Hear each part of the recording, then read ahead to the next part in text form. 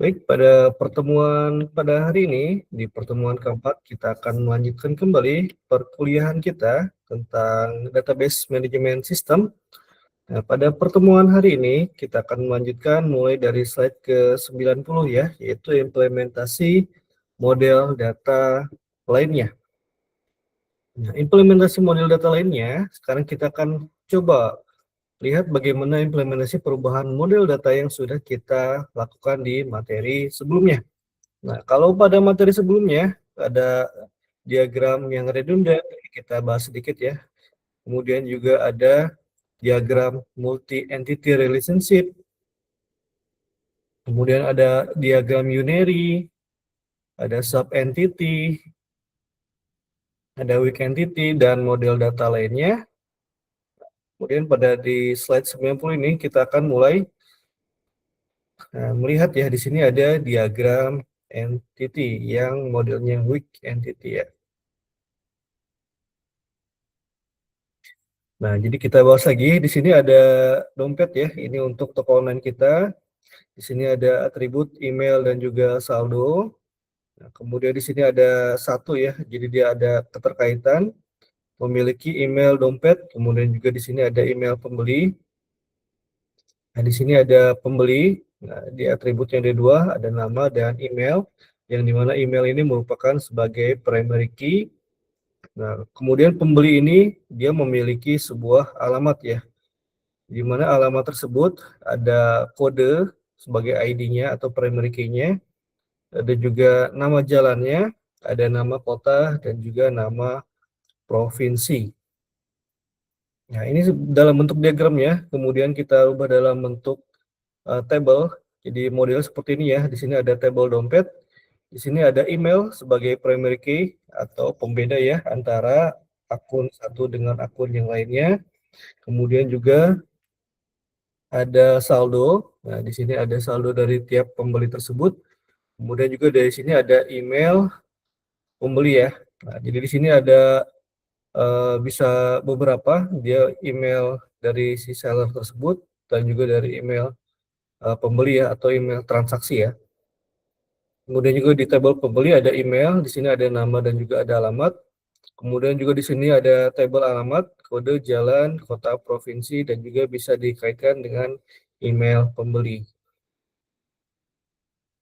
Nah, kemudian juga di sini ada sub entity. Nah, di sini ada table barang laptop, ada SKU, ya, stock keeping unit, ada CPU, ada spesifikasinya, ada RAM, dan juga ada disk.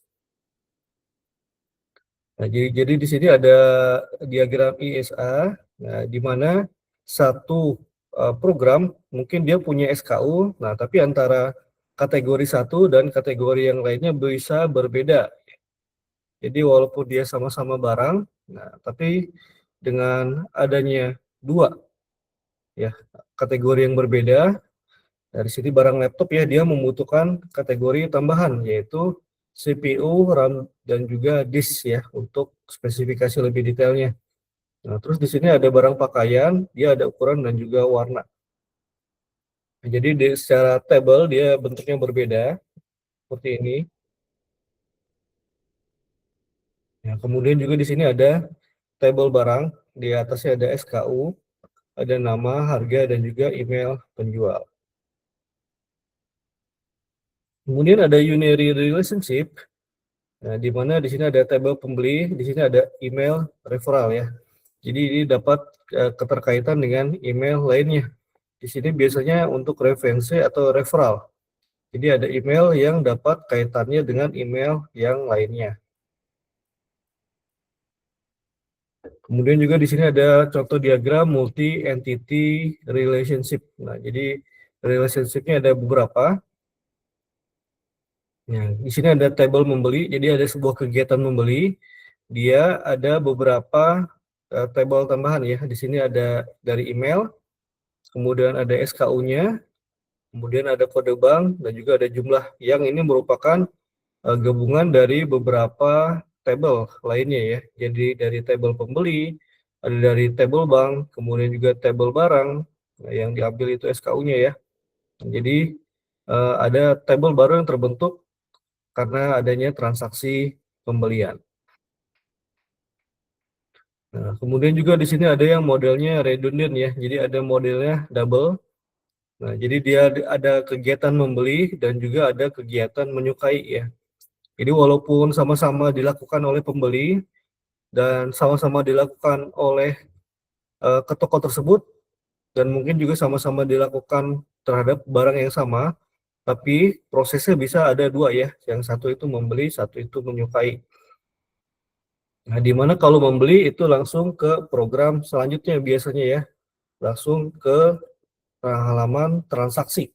Nah, tapi kalau untuk menyukai, dia disimpan di halaman menyukai ya. Jadi ketika kita ingin melihat atau mengetahui apa saja produk-produk yang kita sukai tanpa harus membeli secara langsung, itu nanti ada di page sendiri. Nah, kemudian kita lanjut lagi ke slide 97. Nah, di sini ada model diagram lainnya. Saat model data kita tidak terlalu kompleks, akan sangat mudah membuat diagram seperti yang sebelumnya sudah kita buat. Namun, saat model data kita sudah banyak dan kompleks, maka akan sulit untuk membuat diagram seperti yang sudah kita pelajari. Nah, sebenarnya implementasi ERD tidak hanya terbatas yang sudah kita praktekkan, ada juga cara penggambaran lain, namun intinya adalah gambarnya tetap mudah dimengerti. Nah, contoh lain dari ERD adalah membuat entity seperti table. Nah, jadi seperti ini ya, dijadikan table atau grafis. Di sini ada SKU, Stock Keeping Unit, di sini ada teksnya, kemudian di sini dia berlaku sebagai primary key ya. Nah, di dalamnya itu ada nama, dia bentuknya itu teks, kemudian juga ada harga, dia itu bentuknya number. Ya, kemudian juga di sini ada relationship. Nah, di sini ada zero or one. Nah, digambarkan atau disimbolkan seperti ini. Nah, di sini hanya satu, digambarkan seperti ini. Untuk zero to many, seperti ini. Dan juga one or many. Nah, seperti ini penggambarannya ya. Jadi keterkaitannya, relationship-nya. Nah, jadi ada banyak website untuk membuat ERD, ada draw.io, ada plan.uml, bisa digunakan untuk membuat diagram secara manual menggunakan tampilan visual ya. Kemudian juga bisa digunakan untuk membuat diagram secara otomatis menggunakan kode teks. Jadi ada plan UML ya. Nah, di sini ada dua, kita dapat coba secara langsung.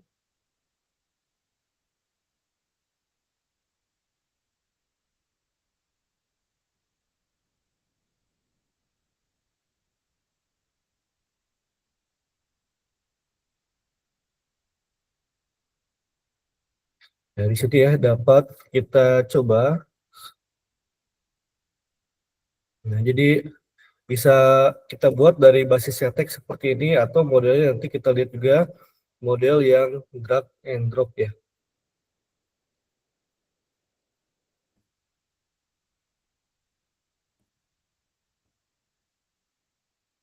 Nah, di sini ada bank, penjual, ada dompet, ada alamat, dan ada detail-detailnya. Dia kode itu sebagai teks, kemudian juga ada entity barang.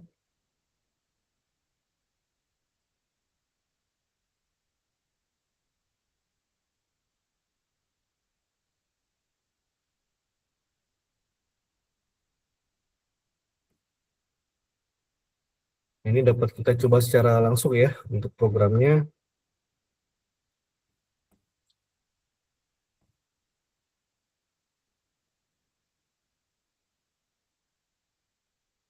Nah, di sini dapat kita copy.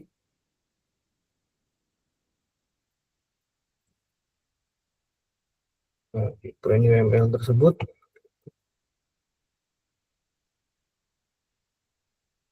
Nah, cukup dipastekan dia langsung jadi seperti ini ya. Nah, jadi sebuah gambar. Nah, di sini ada kegiatannya. Di sini ada dari tabel pembeli, dia email dan juga teks sebagai primary key. Nah, dia memiliki kegiatan. Nah, jadi pembeli itu memiliki dompet ya di sini. Kemudian juga pembeli di sini memiliki alamat. Kemudian juga pembeli dapat menyukai ya, menyukai barang. Nah, kemudian juga di sini ada penjual dapat menjual barang. Di sini ada dua tabel ISA, antara yang tadi ya barang laptop, barang pakaian. Nah, jadi ini nanti mungkin ke depannya bisa lebih luas juga ya. Ada barang-barang seperti makanan mungkin ya bisa dimasukkan ke sini dan juga lain-lainnya. Kemudian di sini ada kegiatannya yaitu kegiatan membeli. Nah, seperti itu. Jadi dengan menggunakan Plan UML kita dapat merubah kode program ya secara langsung menjadi sebuah grafis. Oke, ini contohnya. Teman-teman dapat mencoba juga, linknya sudah di-share dan dapat dicoba secara langsung.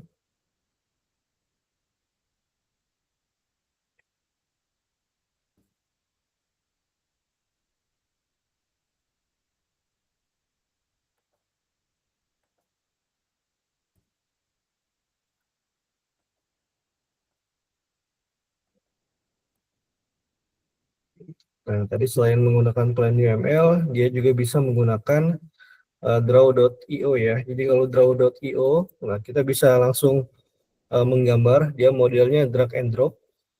Jadi teman-teman dapat menggunakan seperti di Microsoft Word ya. Jadi tinggal di drop saja untuk gambar-gambar tersebut. Ini kita skip dulu, sedang loading. Nah, selanjutnya juga ada normalisasi data. Nah, jadi data-data yang uh, kurang atau perlu penyesuaian yang bisa dilakukan normalisasi adalah proses atau tahapan yang dalam membuat basis data bertujuan untuk menghilangkan data yang sifatnya redundant ya, atau double atau ganda yang tidak konsisten. Nah, aturan dalam normalisasi adalah membagi tabel besar menjadi tabel yang lebih kecil dan menghubungkan dan juga menggunakan relasi. Ya, ini awalnya dicetuskan oleh Edgar Kurt mengajarkan teori normalisasi data dengan mengenalkan praktek bentuk normal ke-1, dilanjut bentuk kedua, dan juga sampai normal ketiga. Sampai saat ini bentuk normal basis data bisa sampai ke bentuk normal ke-6, namun kebanyakan pada prakteknya bentuk normal basis data hanya sampai bentuk normal ketiga, itu sudah cukup. Nah, contoh kasus, data biasanya mengacu pada hasil akhir dari sebuah lingkup, berbeda dengan yang awal yang kita lakukan sebelumnya. Normalisasi data biasanya datang dari kebutuhan akhir yang sudah selesai, lalu kita perlu membuat model data dari kebutuhan akhir tersebut. Misal kita akan membuat sebuah model data dari kebutuhan laporan order dari sebuah toko online. Jadi seperti ini ya, dari sebuah toko online kita butuhnya seperti ini tampilannya. Nah, kemudian juga ada contoh bentuk tidak normalnya. Nah, seperti ini ya, jadi dari sebuah order ada yang model-modelnya seperti ini. Ada galeri olahraga. Nah, ini penjualnya ya. Jadi dia double ya. Ada sebuah table yang double. Kemudian ini pembelinya sama. Nah, tanggalnya berbeda. Nah, ini kan tabelnya redundant ya. Ada bentuk tidak normalnya. Jadi harus kita lakukan penyesuaian agar tabel tersebut lebih enak untuk kita lihat ya. Jadi tabelnya digabungkan seperti ini. Kemudian kita normalisasi pertama. Jadi kita sortir ya. Jadi orderan tersebut, penjualnya kita gabungkan, pembelinya kita gabungkan. Nah, alamatnya yang berbeda itu ternyata hanya di kode produknya. Nah, jadi satu orang bisa membeli beberapa produk ya. Ada yang bola basket, size-nya ada yang 7, 5, kemudian juga ada pompa bola, ada yang beratnya bermacam-macam, ada jumlah sampai total ongkos. Nah, itu ya, ini bentuk normal ke-1, jadi kita sortir ya, atau kita urutkan dari nomor ordernya, dari nama penjualnya, dan juga nama pembelinya. Kemudian kita mulai pisahkan second normal form-nya, seperti ini tampilannya.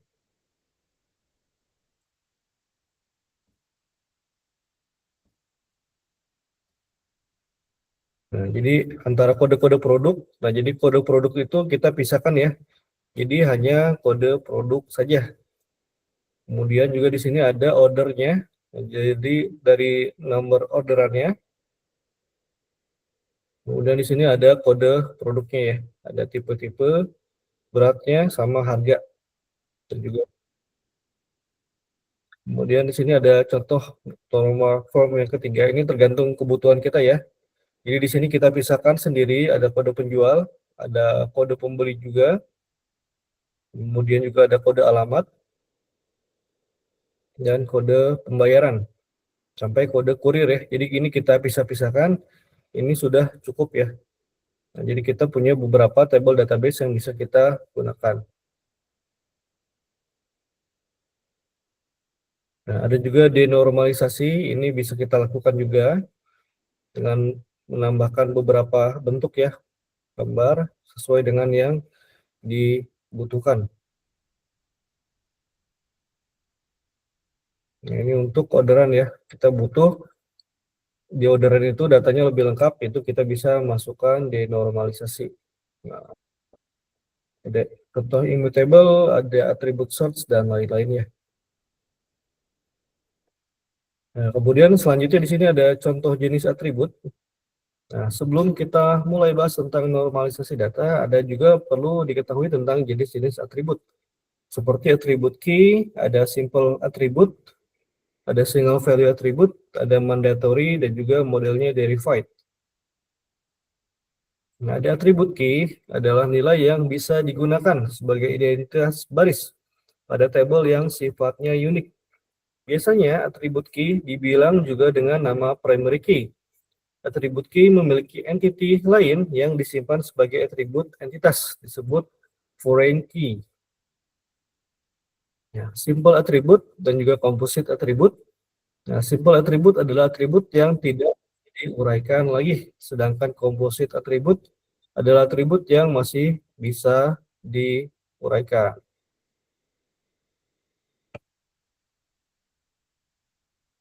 Nah, pada kasus table kita, semua kolom sudah simple atribut karena tidak bisa diuraikan lagi. Nah, seandainya misal pada kolom alamat yang berisikan kombinasi dari jalan, kota, provinsi, negara, dan kode pos, maka bisa dibilang kolom alamat atribut adalah composite atribut.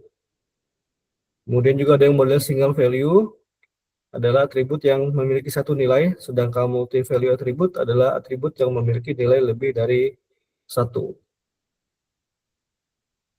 Ada juga sifatnya mandatory. Mandatory atribut adalah atribut yang wajib diisi atau tidak boleh kosong atau nol.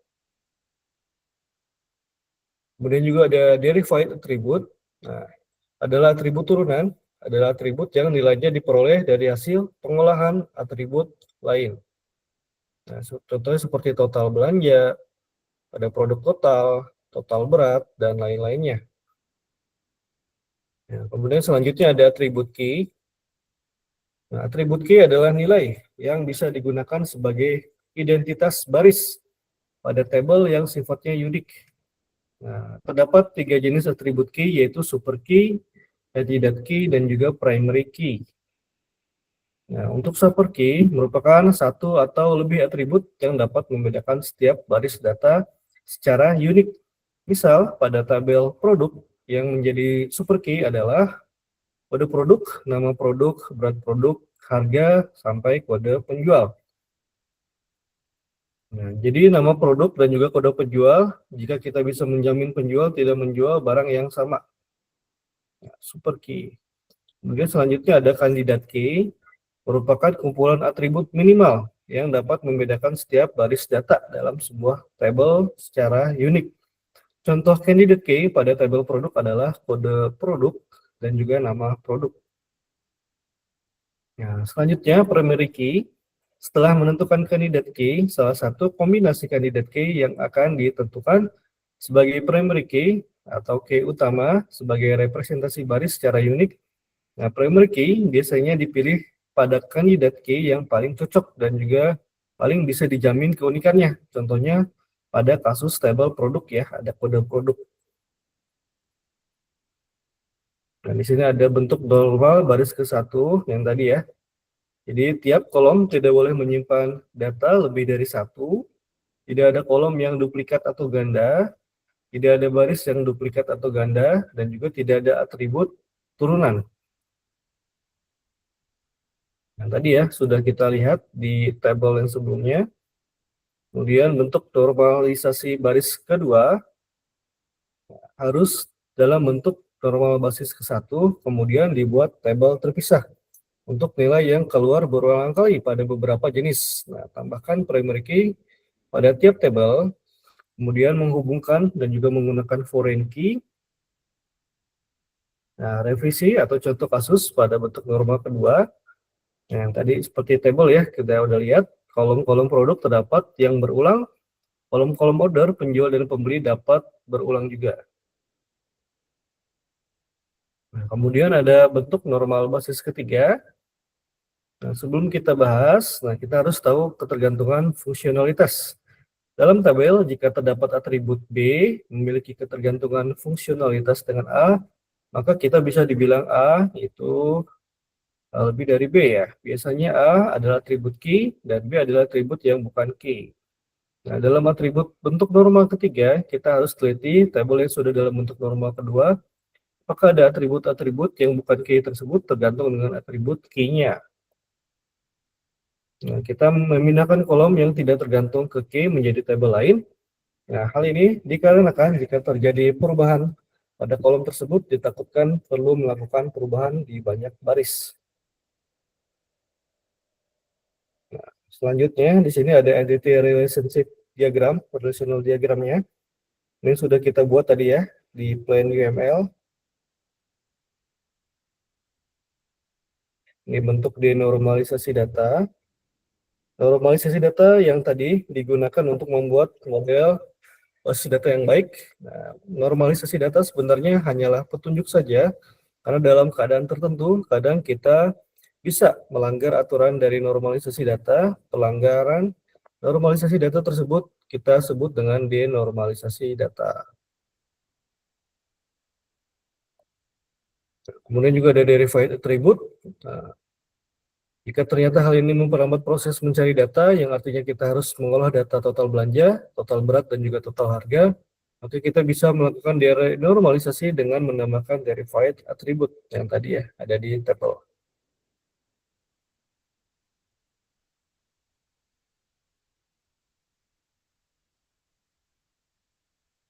Nah, untuk selanjutnya tentang aplikasi sistem basis data. Nah, jadi setelah kita tahu cara membuat model basis data yang di atas, nah cara implementasi tabel dalam basis data, sekarang pertanyaannya adalah cara membuatnya. Nah, cara paling sederhana adalah dengan membuat basis data menggunakan aplikasi spreadsheet, Microsoft Excel, Google Doc, dan sejenisnya. Namun aplikasi tersebut hanya cocok untuk menyimpan data dalam ukuran tidak terlalu besar, namun hanya digunakan oleh pengguna atau satu user. Nah, untuk menyimpan basis data ukuran besar bisa digunakan penggunaan non-user, web, atau aplikasi. Kita perlu aplikasi sistem basis data yang sifatnya berbasis server. Nah, sistem basis data berbasis server adalah aplikasi yang berjalan hanya bertugas sebagai server atau melayani permintaan klien. Nah, aplikasi tersebut akan menerima permintaan dari klien dan melakukan eksekusi perintah sesuai yang diminta oleh klien. Nah, aplikasi DBMS biasanya tidak memiliki tampilan user interface, sehingga untuk berinteraksi dengan aplikasi jenis ini, kita menggunakan bahasa instruksi yang dimengertinya, atau biasa disebut dengan SQL ya, Structure Query Language ya. Nah, kemarin kita sudah kenalan dengan SQL sedikit-sedikit. Dia di dalamnya berisi perintah-perintah untuk membuat struktur basis data atau Data Definition Language ya, atau DDL. Nah, untuk belajar SQL, kita perlu memilih aplikasi DBMS yang ingin kita pelajari. Biasanya disesuaikan dengan tempat kita bekerja. Nah, di sini ada diagram aplikasinya, sistem basis data. Di sini ada web, ada tampilan desktopnya, kemudian kita sebagai programmer, kita memerintahkan kepada sistem aplikasi sistem basis data dengan menggunakan perintah SQL. Kemudian aplikasi sistem basis data tersebut menghubungi file database, kemudian memberikan tersebut kembali sehingga kita dapat melihatnya secara tampilan desktop hasil tabelnya. Nah, contohnya ada banyak. Di sini ada beberapa. Yang pertama itu ada MySQL, adalah aplikasi DBMS yang paling populer, open source dan juga gratis. Nah, banyak sekali website yang menggunakan aplikasi ini. Teman-teman dapat langsung coba ya, diklik mysql.com. Nah, kemudian selanjutnya ada Postgre, aplikasi DBMS yang banyak juga digunakan di perusahaan besar. Juga dia sifatnya open source dan gratis. Di sini ada postgresql.org. Nah, atau untuk aplikasi DBMS yang berbayar, kita juga bisa gunakan Oracle, aplikasi DBMS yang banyak digunakan di perusahaan-perusahaan corporate, terutama perbankan. Kemudian ada SQL Server, aplikasi DBMS yang banyak digunakan di perusahaan-perusahaan yang menggunakan teknologi Microsoft. Nah, jadi ada Microsoft SQL Server di sana. Nah, kemudian juga di sini ada jenis-jenis software yang open source-nya. Dia ada banyak ya, open source itu bukan hanya database tadi, ada sistem operasi, ada web server, ada database juga, ada framework, ada assurance automation tool, ada big data. Jadi banyak yang modelnya open source ya, yang bisa kita gunakan. Nah, jadi seperti ini ada LibreOffice, PHP, kemudian juga ada browsernya, pakai Google Chrome. Nah, jadi antara closed source dan juga open source ada keunggulan masing-masing ya. Ada yang berbayar, ada juga yang free-nya.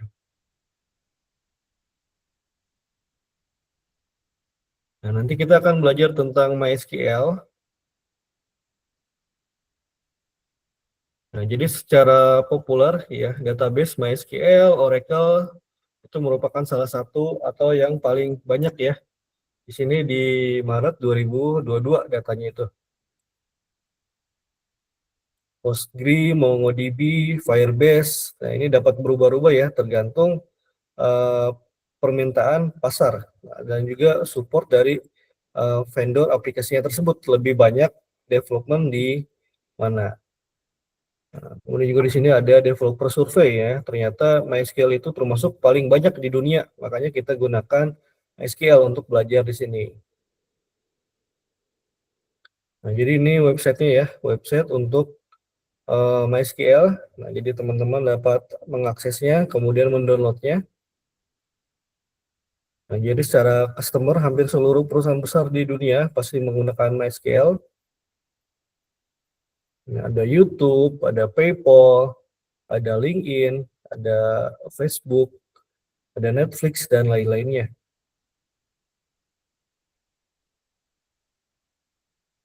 Nah, dia juga ada versi cloud-nya ya. Jadi single database untuk OLTP, online transfer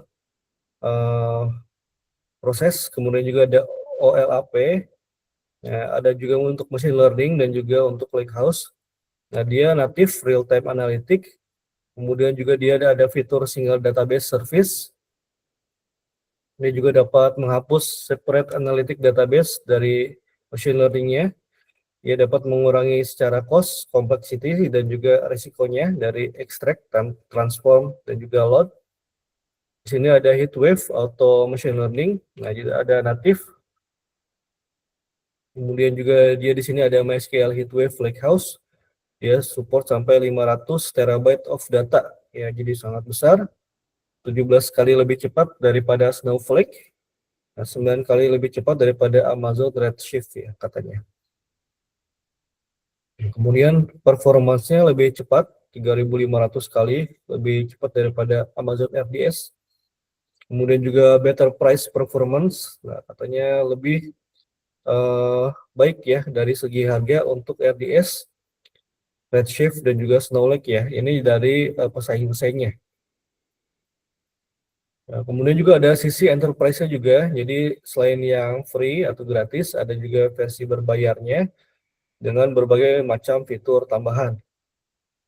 Nah, kemudian juga di sini contohnya ada MySQL OLTP.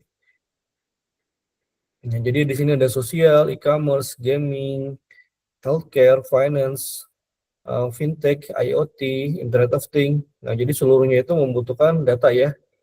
Nah, di sini ada MySQL Heatwave, di dalamnya itu ada OLTP, ada Analytic, ada Machine Learning, ada Autopilot, kemudian juga ada objeknya. Dia bisa database export atau bisa formatnya CSV juga. Nah, kemudian dia produknya ada banyak ya. Tadi ada cloud, ada MySQL, Heatwave, ada OLTP dan lain-lain. Ada secara softwarenya, ada MySQL Enterprise Edition. Kemudian juga ada embedded MySQL Enterprise Edition untuk OEM dan juga produk-produk tertentu ya yang dibutuhkan oleh pabrik perusahaan. Nah, jadi nanti ini mungkin akan kita coba ya ke depannya, nanti teman-teman mungkin akan praktik atau bisa di-download langsung nanti. Downloadnya itu di XMPP, ketik aja di Google atau apacefriends.org. Nah, jadi tampilnya seperti ini, kita download untuk yang Windows ya, sesuai dengan OS masing-masing. Nah, jadi ini tampilannya. Di sini adalah contoh tampilan dari database MySQL. Nah, di sini kita bisa melihat ada beberapa contohnya. Jadi tampilan seperti ini ada contoh yang telah diinputkan, ID-nya 1, 2, 3, 4 ya. Dia showing row 0 sampai 3, jadi kita select bintang semua from user. Ya, kemarin kita sudah coba di MySQL with schools ya. Nah, jadi kita menampilkan seluruh dari table user. Nah, terus kita juga bisa menggunakan Infinity Free untuk database. Jadi secara online kita juga bisa. Teman-teman cukup akses aja infinityfree.com. Kita buat akun di situ nanti. Kemudian setelah pembuatan akun, nah nanti kita bisa lihat PHP MyAdmin-nya, tampilan secara internalnya. Jadi bisa menambahkan file, kita bisa membuat website sendiri, kita bisa membuat database sendiri. Nah, kita juga bisa mengelola database nanti. Kita bisa create new database, membuat database baru. Kemudian kita juga bisa melakukan koneksi ke database tersebut di sistemnya. Nah, contoh file SQL-nya di sini ada dari GitHub menghitung jumlah data pada table dengan PHP. Nah, ada tutorial SQL-nya contohnya. Kemudian selanjutnya di sini ada referensi, teman-teman bisa buka ya untuk withreschools.com SQL, SQLref default. Nah, di sini ada banyak contoh-contohnya yang di SQL kemarin ya di Withreschool. Teman-teman bisa lanjut mencobanya untuk melatih skill-skill di bahasa pemrograman SQL. Nah, referensi lainnya juga kita bisa pakai dari website ini, masscoding.com. Nah, di sini ada banyak, ada HTML, CSS, PHP, terutama MySQL ya, untuk kita mempelajari di dalam database. Nah, jadi ada tutorial PHP dasarnya, di sini ada banyak. Nah, kalau teman-teman mungkin bisa mempelajari sekilas aja ya, yang penting garis besarnya. Nah, di sini yang pertama kita membuat CRUD ya, atau create, read, update, dan juga delete. Jadi bagaimana kita bisa membuat sebuah database sederhana di sebuah website yang kita miliki sendiri, bisa secara lokal ataupun nanti secara online. Nah, jadi kedepannya kita juga bisa download VS Code ya, Visual Studio Code, untuk memudahkan kita dalam melakukan proses codingnya nanti. Nah, nanti mungkin akan ada prakteknya, terutama pas kelasnya lagi offline ya. Di kelas kita bisa mempraktikkan secara langsung. Nah, tapi kalau teman-teman yang di rumah udah bisa langsung praktik di rumah, kemudian dikerjakan, kalau udah bisa itu lebih bagus. Jadi nanti di kelas offline, teman-teman bisa langsung berdiskusi atau kendala-kendalanya apa aja bisa langsung kita diskusikan lebih lanjut. Oke, mungkin itu untuk materi kita pada hari ini. Mungkin ada yang ingin ditanyakan teman-teman mahasiswa semuanya,